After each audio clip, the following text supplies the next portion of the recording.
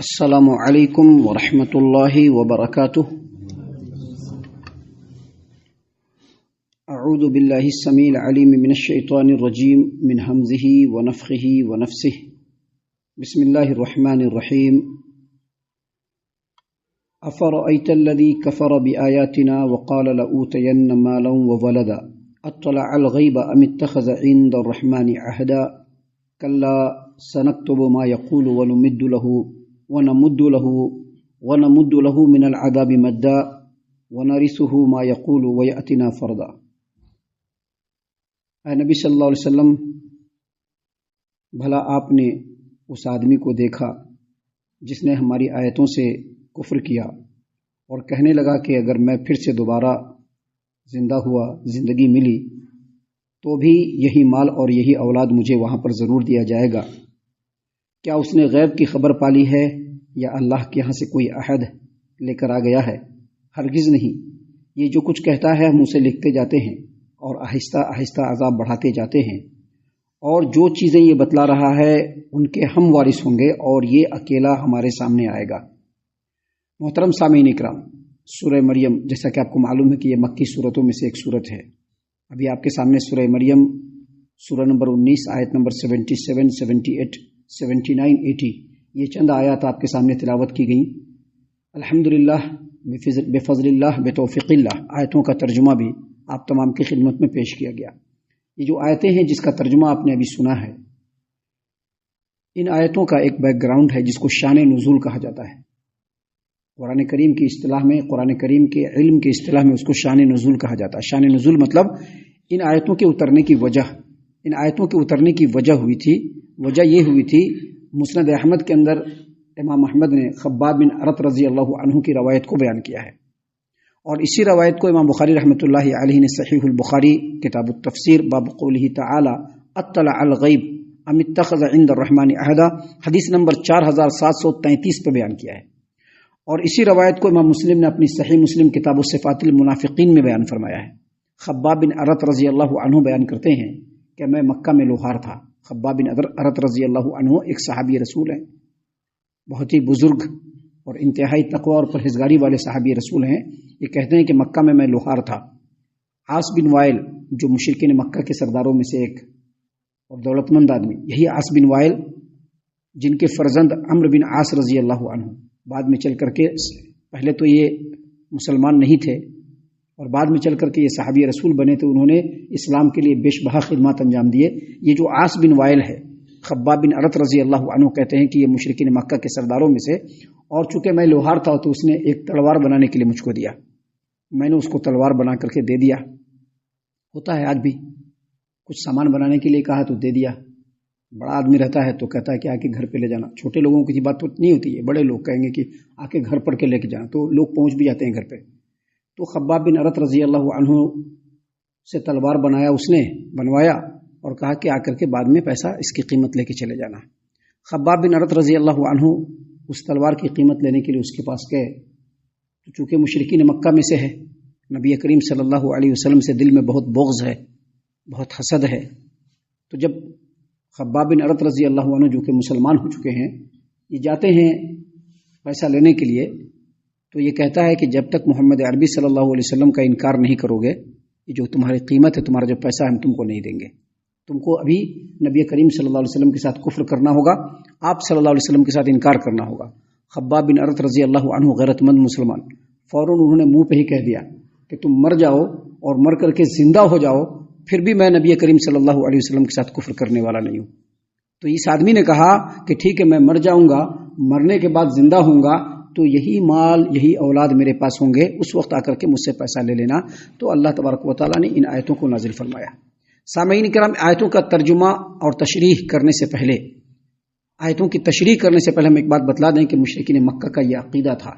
ان کا یہ عقیدہ تھا کہ آدمی جو اس روئے زمین پر ہے، جو زندہ ہے،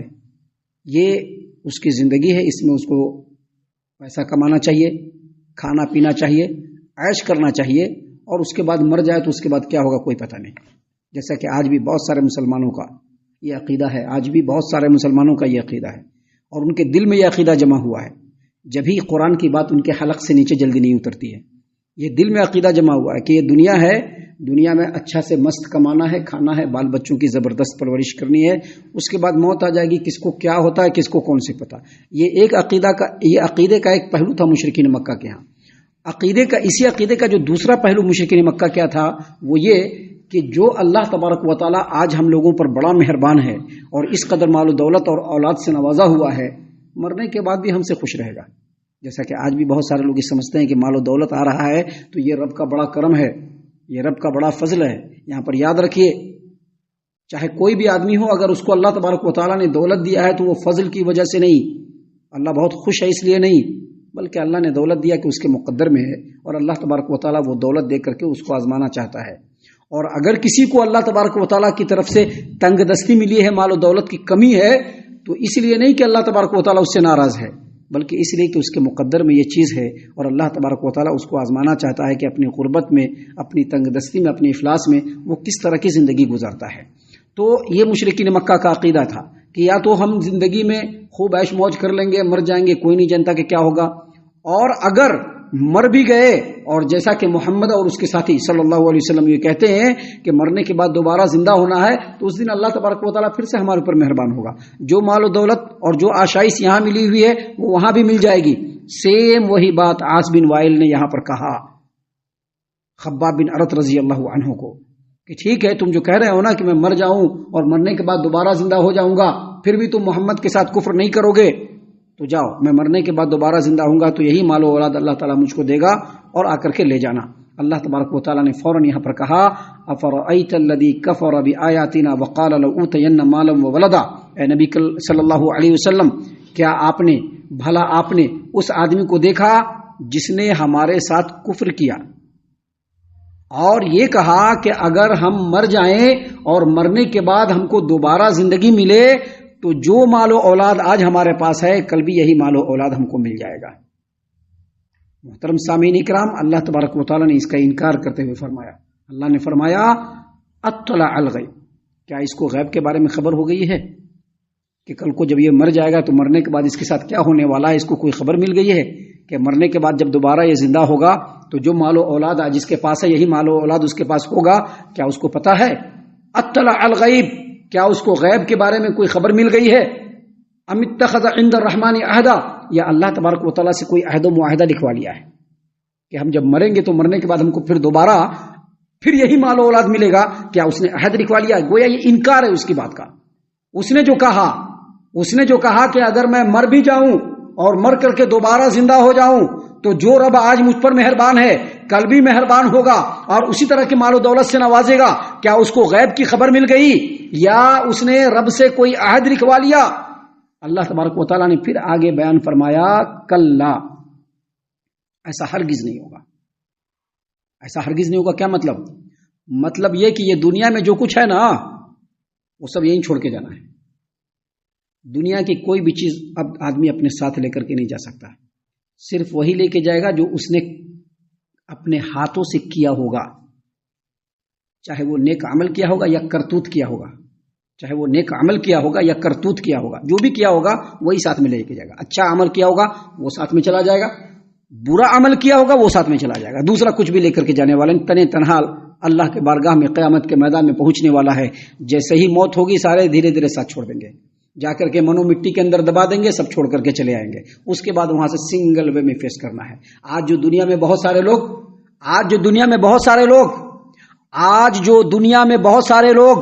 ان کے سامنے حق بات بتلا دی جاتی ہے، اس کے باوجود فلاں صاحب ناراض ہو جائیں گے، وہ بھیا ناراض ہو جائیں گے، یہ چچا ناراض ہو جائیں گے، ان کے ساتھ ہمارا کاروباری ٹرن اوور ہے، یہ ہم سے ناراض ہو جائے گا، یہ ہماری قوم ہم سے ناراض ہو جائے گی، یہ ہمارے لوگ ہم سے ناراض ہو جائیں گے، اس لیے وہ حق بات کو اپنے پیٹھ کے پیچھے کرتا ہے اور وہی پرانے ڈھرے پر چلتا چلا جاتا ہے۔ اس کو بھی معلوم ہو جانا چاہیے کہ جب وہ مرے گا اور مرنے کے بعد اس کو منو مٹی میں دفنایا جائے گا، اس کو بھی اکیلا ہی جانا پڑے گا، کوئی بھیا صاحب ساتھ میں نہیں آئیں گے،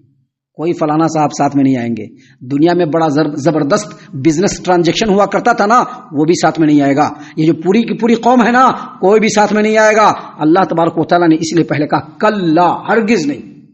ایسا کبھی نہیں ہو سکتا ہے۔ اور آگے اللہ تبارک و تعالیٰ نے فرمایا سنکتب ما یقول، جو کچھ وہ کہہ رہا ہے نا ہم اس کو لکھتے چلے جا رہے ہیں. وہ کہہ رہا ہے نا کہ ابھی ہونے والا نہیں ہے، وہ کہہ رہا ہے نا کہ نہیں، ہم کو رب نے اتنا مال و اولاد دیا ہے، وہی رب مرنے کے بعد بھی مال و اولاد دے گا،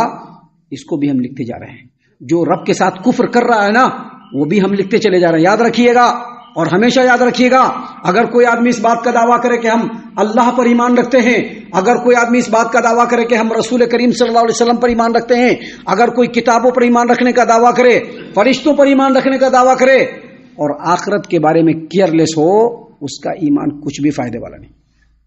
جو آدمی آخرت پر ایمان کرتا ہے اصل میں وہ اللہ تبارک و تعالیٰ کا آخرت کا انکار کرتا ہے، وہ اصل میں اللہ تبارک و تعالیٰ کا انکار کرتا ہے. اور انکار جو ہے صرف زبان سے نہیں ہوتا ہے، دل سے بھی لوگ انکار کرتے ہیں، اپنے کیریکٹر سے بھی لوگ انکار کرتے ہیں، اپنے عمل سے بھی لوگ انکار کرتے ہیں. ایک عملی انکار ہوتا ہے، ایک زبانی انکار ہوتا ہے. آج اگر ہم سروے کریں، ہر آدمی اپنا اپنا خود سروے کر لے تو آپ کو ایک لمبی فہرست ملے گی لوگ آخرت کا انکار کر کے بیٹھے ہوئے ہیں آج کے ڈیٹ میں. اللہ نے کہا سنکتب ما یقول، جو کچھ وہ کہہ رہا ہے نا اس کو ہم لکھتے جا رہے ہیں.